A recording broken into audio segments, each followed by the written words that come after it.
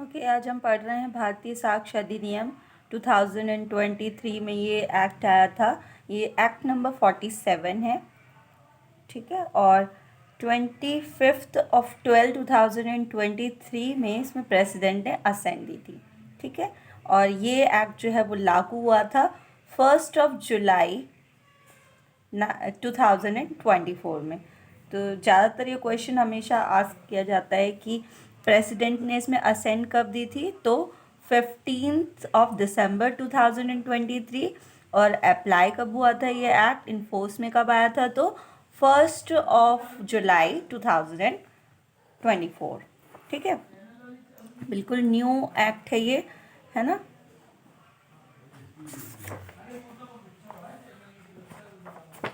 तो हम स्टार्ट करते हैं। इसमें कितने सेक्शंस हैं, चैप्टर्स हैं ओवरऑल, तो ये अभी हम बताते हैं, ठीक है। तो इसमें टोटल 1 2 3 पार्ट्स हैं एंड 3 नहीं 4 पार्ट्स और 11 चैप्टर्स हैं। पहले 3 पार्ट्स थे, अब 4 पार्ट्स हो गए हैं और 11 चैप्टर्स हो गए हैं, ठीक है। 11 चैप्टर्स हैं, नहीं 11 नहीं, सॉरी 12 चैप्टर्स हैं। 12 चैप्टर्स हैं और एक शेड्यूल भी दिया हुआ है पेज नंबर 55 पे, ठीक है। और पार्ट तो बता ही दिया मैंने आपको, पार्ट 4 हो गए हैं। पहले 3 थे, अब पार्ट 4 हो गए हैं, कि देखिए part 4 production and effect of evidence, ठीक है। तो अब हम स्टार्ट करते हैं इसके बारे में, है ना। क्या इंटरप्रिटेशन है इसका, पढ़ते हैं हम।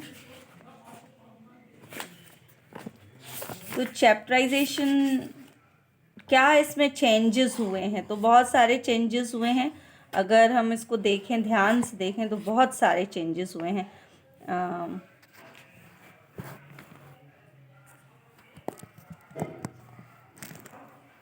ठीक है, I think it is visible, ठीक है।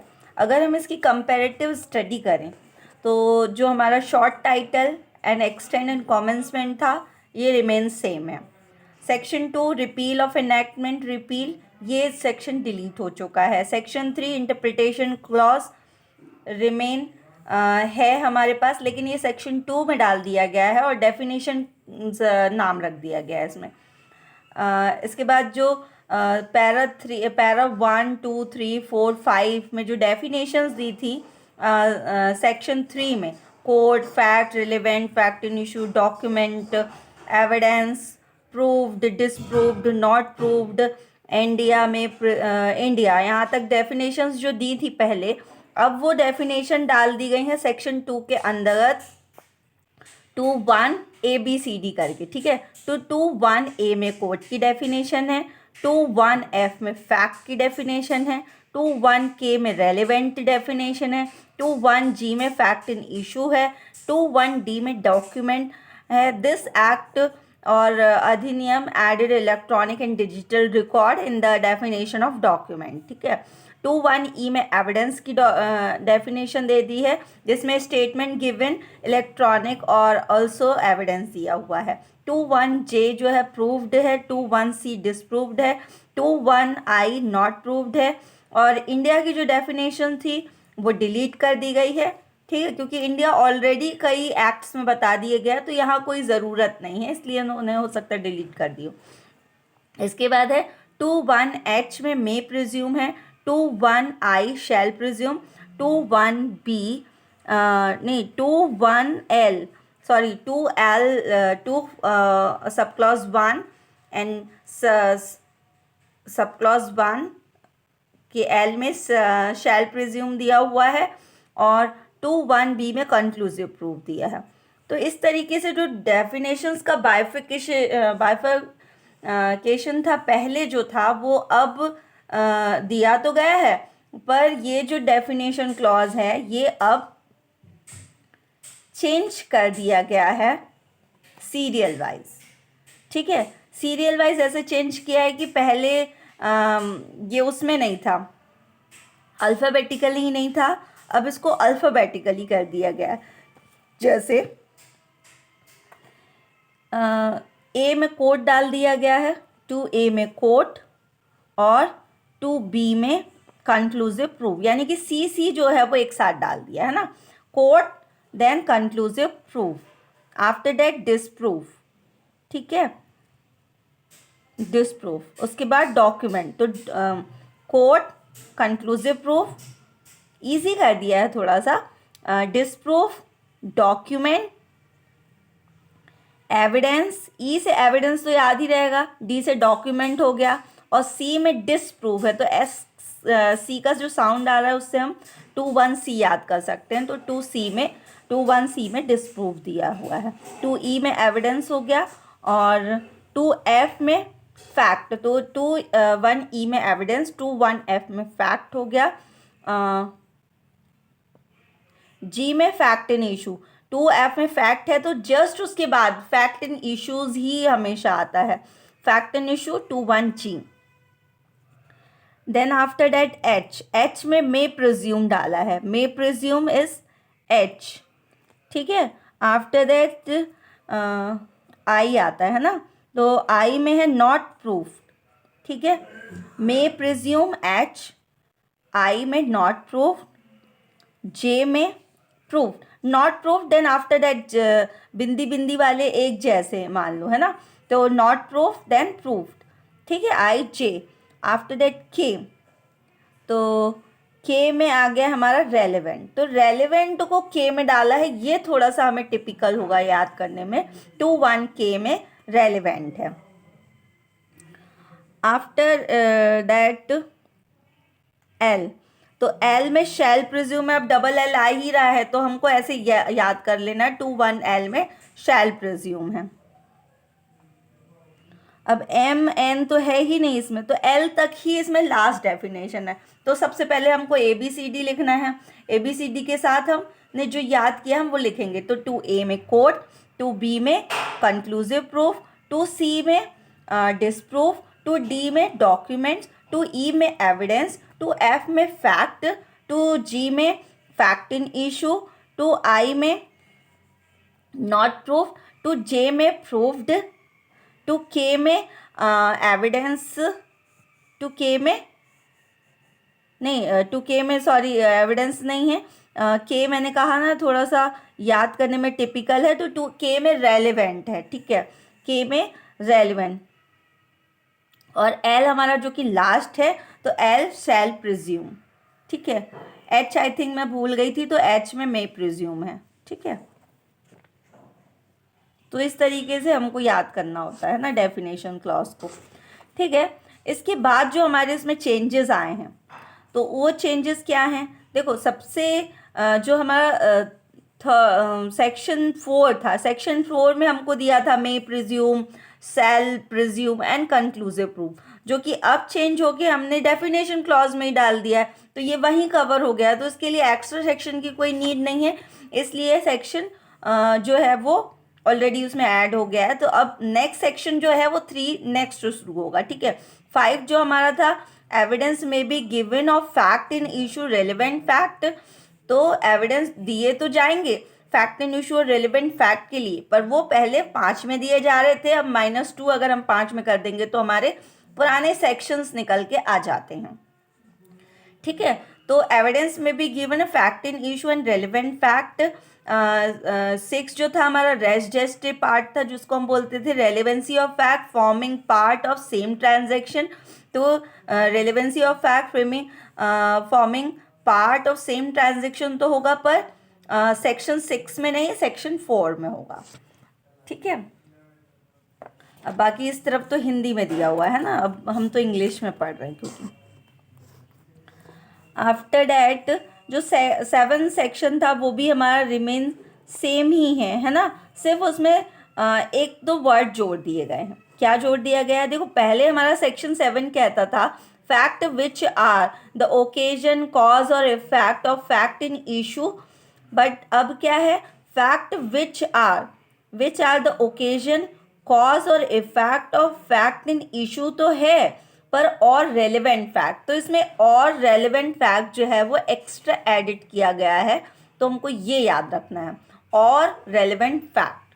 ठीक है, ये सेक्शन 7 में था। तो अब ओकेजन, कॉज एंड इफेक्ट हम याद करते थे हाँ फिंगर ट्रिप्स में, तो ये अब हमारा ओकेजन, कॉज एंड इफेक्ट तो है, पर रेलेवेंट ऑफ फैक्ट भी इसमें टोटल कर दिया गया है। ठीक है, तो ये हमारा सेक्शन 5 हो गया है। देन हमारा section 8 motive, preparation, previous and subsequent conduct. तो सेक्शन जो याद करना आप जस्ट -2 उसमें करते जाएंगे, ऐसे ही याद रखना हमको -2। अगर कोई सेक्शन बीच से डिलीट हुआ होगा तो फिर उसके लिए हम नेक्स्ट ट्रिक बना लेंगे, अभी तो -2 ही चलेगा हमारा।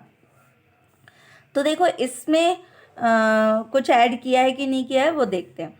तो मोटिव, प्रिपरेशन, प्रीवियस और subsequent conduct, motive, preparation and previous और सब्सिक्वेंट कंडक्ट, तो ये सेक्शन सेम है, इसमें कुछ भी ऐड ऑन नहीं किया गया है। सेक्शन 8 जो है -2 करेंगे, सेक्शन 6 बन जाएगा नए वाले का। तो ये मोटिव, प्रिपरेशन, प्रीवियस और सब्सिक्वेंट कंडक्ट को देखा जाएगा। Section 9 fact necessary to explain और इंट्रोड्यूस रिलेवेंट फैक्ट।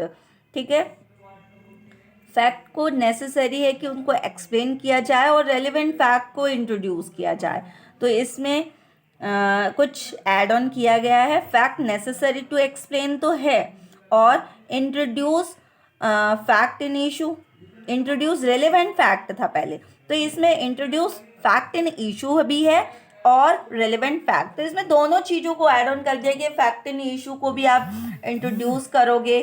ठीक है, और फैक्ट इन इशू को भी आप इंट्रोड्यूस करोगे और रेलेवेंट फैक्ट को भी इंट्रोड्यूस करोगे।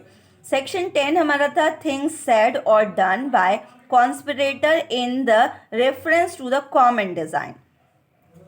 तो ये सेक्शन हमारा रिमेन द सेम है word to word, nothing is change in this section excepted the section number. ठीक है, थिंग्स सेड और done by conspirator in reference to the common design, तो हमको याद तो करना ही पड़ता है, थिंग्स सेड और done by the conspirator in the reference to the common design. Section 11 is same to same, nothing is the change except the number. When fact not otherwise, when fact not otherwise relevant, जब fact otherwise relevant नहीं होंगे तो उनको relevant ही मान लिया जाएगा। जैसे कि इस सेक्शन को हम प्ली ऑफ एलिबाई के नाम से भी जानते हैं, तो पहले प्ली ऑफ एलिबाई हमारा सेक्शन 11 था, अब हमारा वो -2 होके 9 में आ गया है। ठीक है, 12 सेक्शन जो है हमारा in the suit for damage, in the suit for damage fact trending to enable court to determine amount are relevant. ठीक है, तो ये जनरली हम इस सेक्शन को कॉन्ट्रैक्ट के नाम से याद कर लेते हैं कि सूट्स फॉर डैमेजेस हैं, तो उसमें फैक्ट्स कौन से देखे जाएंगे, जो भी कोर्ट देखेगा वो देख लेगा। ठीक है, लेकिन उसमें जो अमाउंट होगा वो रेलेवेंट माना जाएगा। Fact tending to enable court, देखो इसका तो थोड़ा चेंज कर दिया है। क्या चेंज किया, देखो पहले था in suits for damages and fact tending to enable court, तो फैक्ट से चालू कर दिया, इनकी इन सूट्स फॉर डैमेजेस ये वर्ड हटा दिया गया है, fact tending to enable court दे दिया है। Then after that to determine amount, determine यहाँ पे भी कर रहा था, डिटरमाइन अमाउंट आर रेलिवेंट है, और इसमें जो स्टार्टिंग में था इन सूट्स फॉर डैमेजेस ये लास्ट में जोड़ दिया इन सूट्स फॉर डैमेजेस। तो this all about the section 12 जो हमारा पुराना था, अब सेक्शन 10 में हो गया है -2, अभी -2 ही हमारा फॉर्मूला चल रहा है। 13 फैक्ट रेलिवेंट व्हेन राइट और कस्टम इज इन क्वेश्चन, तो सेक्शन 13 को हम कस्टम के नाम से जानते हैं कि फैक्ट्स रेलिवेंट होंगे अगर वो राइट्स और कस्टम अगर क्वेश्चंस में आ रहे हैं तो फैक्ट्स रेलिवेंट माने जाएंगे। ठीक है, facts relevant when right or customs is in question, nothing in changes this section। तो इसमें आप एन भी लिख सकते हैं या टिक मार कर सकते हैं अपने याद करने के लिए। ठीक है, इसके बाद आते हैं section 14 facts showing existence of the state of mind और बॉडी और बॉडीली फीलिंग।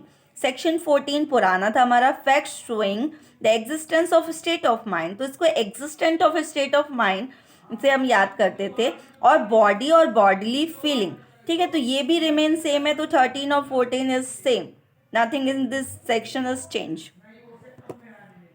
ठीक है। तो उसको याद करना है हमको। फैक्ट शोइंग एग्जिस्टेंट, फैक्ट को शो किया जाएगा एग्जिस्टेंस के लिए, किसके एग्जिस्टेंस के लिए, स्टेट ऑफ माइंड के एग्जिस्टेंस के लिए, और बॉडी फीलिंग की एग्जिस्टेंस के लिए आपको क्या किया जाएगा, फैक्ट्स दिए जाएंगे।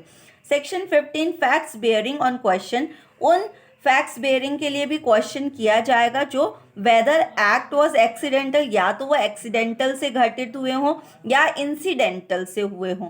Facts bearing on question whether act was accidental और इंसिडेंटल, नहीं इंटेंशनल, सॉरी इंसिडेंटल नहीं है, एक्सीडेंटल और इंटेंशनल है, ठीक है। तो इसमें भी सेम ही है, नथिंग इन दिस सेक्शन। तो हमने 3 सेक्शन देख लिए जिसमें कुछ भी चेंज नहीं है ना। 13, 14, 15 सेम है, सिर्फ सेक्शन नंबर चेंज हो गया।